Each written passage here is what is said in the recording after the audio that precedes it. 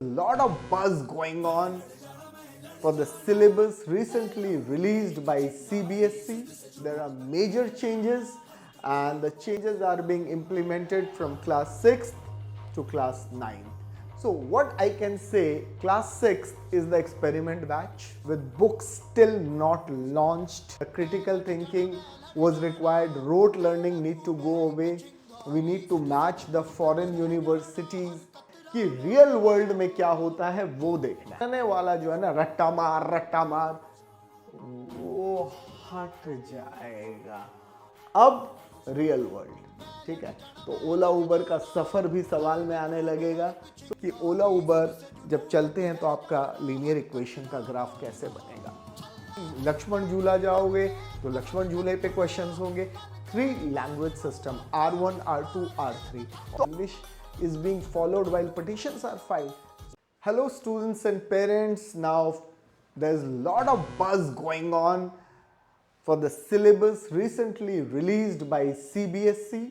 There are major changes and the changes are being implemented from class 6th to class 9th. Rest of the classes going forward are not affected, but yes, gradually each year they will get affected.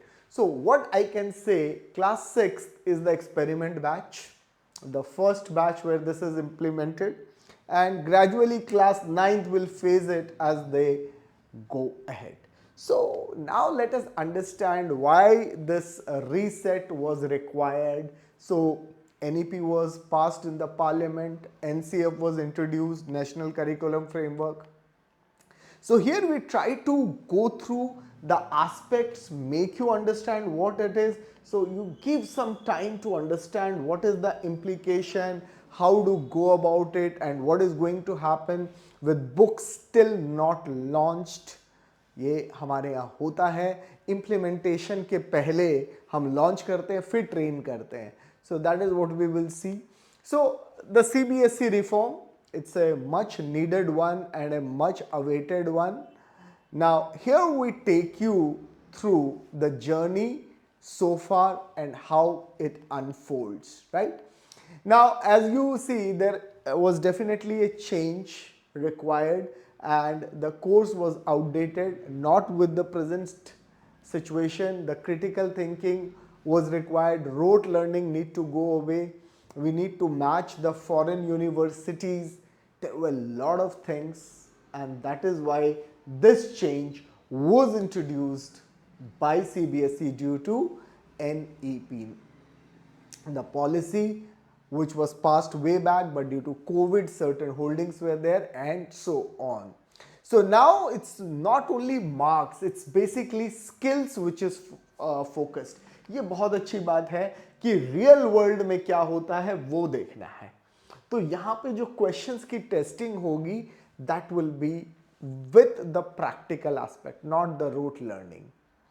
So this is the vision for 2031, because gradually by then everything would have been implemented and then the students learning would change and it would definitely reduce pressure as far as cramming is concerned. रटने वाला जो है ना रट्टा मार वो हट जाएगा अब रियल वर्ल्ड। ठीक है, तो ओला उबर का सफर भी सवाल में आने लगेगा. So we will discuss about that. So it doesn't just cover the syllabus but unfolds it, that what you learn, what are the outcomes. So competency based, it's more of understanding, right? So if you are traveling from say your house to say Connaught Place in Delhi, you may be asked to require draw a graph. पहले क्या होता है, equation दे दी थी graph बनाओ. अब situation देंगे, अब आप ग्राफ बना के दिखाओ कि ओला उबर जब चलते हैं तो आपका लीनियर इक्वेशन का ग्राफ कैसे बनेगा. So it's basically critical thinking, analysis and less of memorization. How you understand and unfold, more of objective question should be there, real life problem solving. Lakshman Jhula जाओगे तो लक्ष्मण झूले पे क्वेश्चंस होंगे, तो रियल लाइफ कैसे है. तो फोटोसिंथेसिस नहीं पढ़ना, कैसे अप्लाई होता है, कैसे करते हैं, इट्स मोर ऑफ दैट. तो that is what this. First हम बात करते हैं जो मेजर चेंज है क्लास 6 के लिए, 3 language system R1, R2, R3 और यहाँ CBSE ने कुछ चूक भी की है. There is a missing, there is a catch-22 situation which we will discuss. Now 3 languages have been made mandatory, which is termed as R1, R2, R3. R1 is basically the mother tongue, which we say the regional language. So any student say in Assam would go for Assamese, Tamil Nadu would go for Tamil, and so on. So that is what the formula. Now here you need to understand, you have to study in class 6 3 languages, not in class 9th. Class 9th में जो पुराना चल रहा था 2 language अभी वही continue है, because this will be gradually implemented from class 6. So R1, R2, R3 को अगर हम समझे तो क्या है. R1 is the regional language, तो आसाम में है तो आसामीज ले लो, पंजाब में है पंजाबी ले लो, and so on. R2 can be any language which is there. So English. Now English को foreign language बताया गया है, तो English is no more a mandatory language, it's a optional language. और यहीं पे मैं बताऊंगा कितनी anomaly आने वाली है. So you can choose English, and R3 again has to be an Indian language.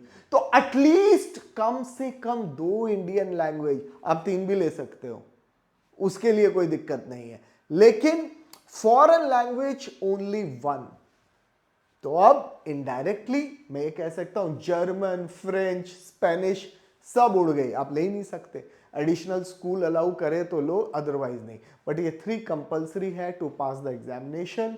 तो that is how the situation is. Anomaly क्या है आप ये समझिए. So if a student in Assam chooses Assamese and takes French, आप ले सकते हैं Sanskrit. He is not taking English, he can leave English. But will the CBSE print books for compulsory subjects like science, social science, mathematics in French or Sanskrit? CBSE should have thought about it. You have discarded in a way English, that's been made optional, but indirectly again, you will not directly or indirectly, you are making him take only English and remove other. So this is the catch-22 situation for many schools also. If student opts like this, school cannot provide so many teachers and combinations. So this had to be rethought. And you see schools writing English medium school and not having English, it's not possible. तो foreign medium school लिखे. यहाँ थोड़ा सा think tank था. The policies are good, but for English being, say even in Supreme Court and all, you see English is being followed while petitions are filed.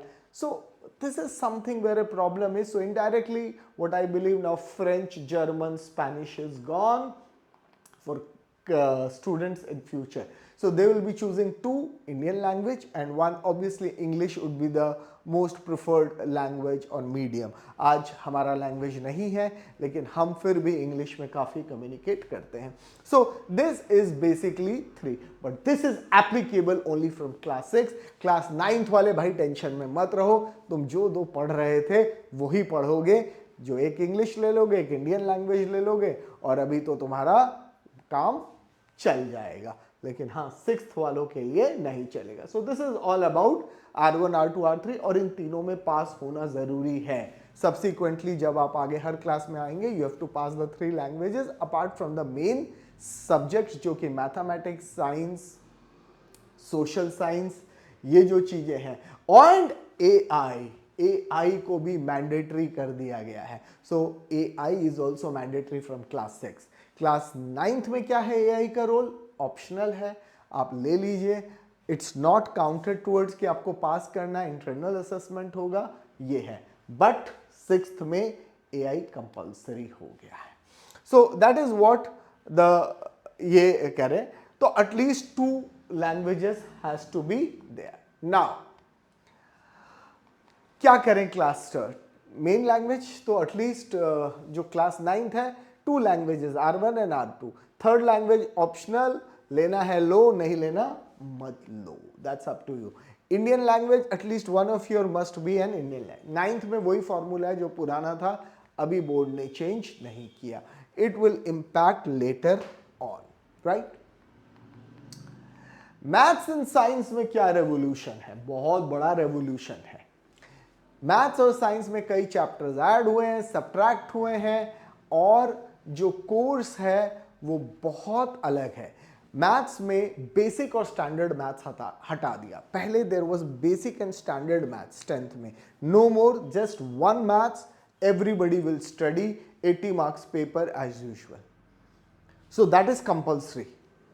Now science का तो एक ही course था पहले भी अब भी, सो बेसिक मैथ्स का जो कोर्स होता था 10th बोर्ड में, वो ये लास्ट बोर्ड है जो क्लास 10 देगा। अब जो 9th के बच्चे नेक्स्ट 10th में जाएंगे, no basic standard, but yes they have introduced advance maths and science. लेकिन अब इसका भी फायदा थोड़ा सा कम है क्योंकि इसको मार्क्स में इंक्लूड नहीं किया। So what they have said, you can take advance maths and science, there will be a paper in which you need to get 50% and you will get a certificate that you have passed this course, and if you fail it, nothing, it's not going to affect the marks. Where does it help? क्यों ये लाए? Competitive exam में there was a big gap from class 9, 10 syllabus and 11. So to remove that gap, the students who are desiring to take part in JEE or NET have to opt for this course so that they get a edge or a beginning what exactly will be coming, and also the students who appear for Olympiad, उनके लिए भी ये फायदेमंद रहेगा। कितने school देते हैं ये पहला क्वेश्चन, बिकॉज सेकंड स्टूडेंट का मोटिवेशन है या नहीं, इतने सब्जेक्ट्स ऑलरेडी हो गए, इसको और हम क्यों लें, so that's a second thing. But जो लोग जेई नीट प्रिपेयर कर रहे हैं ओलंपियाड, उनको ये लेना चाहिए और स्कूल को उनके देना चाहिए। सिंस मार्क्स नहीं है, आप देखना कैश 22 सिचुएशन, स्कूल कहेगा हम पेपर कंडक्ट कर देंगे, आप अपने आप प्रिपेयर करिए। तो यस, स्टैंडर्ड लेवल कंपलसरी है सबके लिए, ठीक है, ऑप्शनल नहीं है। वो 25 मार्क्स का पेपर होगा जिसमें खाली हॉट्स क्वेश्चन होंगे, किसमें, एडवांस्ड लेवल मैथ्स में, ठीक है। ये एग्रीगेट में काउंट होगा, ये नहीं, खाली एक स्किल सर्टिफिकेट होगा जो कि ये आगे जाके शायद advance maths and science 11th 12th में भी करने वाले हैं एज सीबीएसई चेयरमैन सेड, तो दैट इज इट। सो इसमें रिस्क कुछ नहीं है, if you can then do it. और स्कूल्स के लिए बहुत मुश्किल होने वाला है क्योंकि 180 डेज स्कूल लगता है, 180 to 200 डेज, बस इतना ही जाता है आपका बच्चा स्कूल। 52 वीकेंड्स, समर ब्रेक ये हटाएंगे तो इतना ही है, and in that 45-minute period with 50 odd students in a class, teacher क्या क्या करवाएगा, कितना टाइम रहेगा, तो that is a big question. दूसरा, books are not there, teachers have to become familiar. अब यहां प्रॉब्लम क्या है कि अनफेमिलियर से टीचर्स को फेमिलियर से अनफेमिलियर पे जाना है, तो उनको भी टाइम लगेगा, अभी बुक्स ही नहीं आई हैं। So the pace of teaching also will be slow because they have to understand what curriculum. तो CBSE को ये सब ट्रेन करना चाहिए था, फर्स्ट बुक्स लानी चाहिए थी, एंड देन ये करते, ऑल इन जस्ट लिम्बो, बस इम्प्लीमेंट कर दो, इसीलिए वो सक्सेसफुल नहीं होता, और पेरेंट्स और teachers are forced to take coaching and go other places. So this is what it is, जिनको लेना है, जिनको आगे स्टेम या उसमें जाना है। मैथ्स में कुछ एडिशन है, AP and GP. AP 10th में होता था, जीपी 11th में होता था, उसका पार्ट यहां डाल दिया। लीनियर इक्वेशंस 10th से उठा के यहां ले आए, कोऑर्डिनेट ज्योमेट्री के कई डिस्टेंस फॉर्मूला वगैरह ले आए, प्रोबेबिलिटी को फिर से इंट्रोड्यूस किया, स्टैटिस्टिक्स में थोड़ा पोर्शन है, पजल्स, टावर ऑफ हेनॉय वगैरह आप ले आए, proofs in geometry. So these are some new additions. So class 9th ka maths is much better course than before. So it will not be that easy for students. More of application and the more topics have been added, and these are some good topics. So be prepared now to start early and use your summer break. You have to go ahead. Otherwise, it will be little difficult. Science में अब हम physics की बात करें तो simple machines और एक work power energy में ऐड हुआ है, और ग्रेविटेशन पूरा हटा दिया गया है, तो बहुत ज़्यादा कोर्स साइंस में ऐसा सच नहीं बढ़ा है। केमिस्ट्री में exploring mixtures and their separation एक नया चैप्टर आया है, स्ट्रक्चर ऑफ एटम में आईयूपी एक नेम वगैरह ऐड हुआ है, कुछ additions atomic and molecules, but earth as a system पूरा चैप्टर ऐड हुआ। बायो में इंप्रूवमेंट ऑफ फूड एक था, वो पूरा हटा दिया, बेकार था, कोई खास नहीं। Very good addition, reproduction and diversity. Reproduction 10th में था, वो इधर ले आए, डाइवर्सिटी 9th में ही होता था, बड़ा बोरिंग सा बच्चों को लगता था, animal kingdom, and it's very important, but it's back, so little bit interesting, and you will see more of competency based questions. Social science में चारों बुक उड़ा दी है. There is no more history, geography, economics, civics books, only 2 books. एक part 1 और एक part 2 रह गया. फ्रेंच रेवोल्यूशन, रशियन रेवोल्यूशन जन्मों से पढ़ा है, आपने भी पढ़ा होगा, हमने भी पढ़ा था. खल्लास, finish. So there is no more foreign revolutions out here. We study good more of Indian history.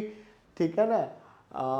Mediterranean, मेसोपोटामिस, ये सारी जो चीज़ें थी ये सब है. तो फर्स्ट बुक में 2 चैप्टर हिस्ट्री के हैं, 2 ज्योग्राफी, सिविक्स का एक है, 2 होंगे, सिविक्स के भी 2 हैं, नॉट एक. There is 2 chapters of civics and 2 economics और एक इंट्रोडक्शन. यहाँ गलती से ये आ गया है. सो it's basically I can say 2 chapters, right. And उसके बाद अगर सेकेंड बुक देखें तो 2 और 1 इस तरीके से. Now good addition is in economics, जहां डिमांड लॉ जो 11th में पढ़ाते थे, हाउ मार्केट ड्राइव्स प्राइजेस, वो आ गया. Some real understanding of economics.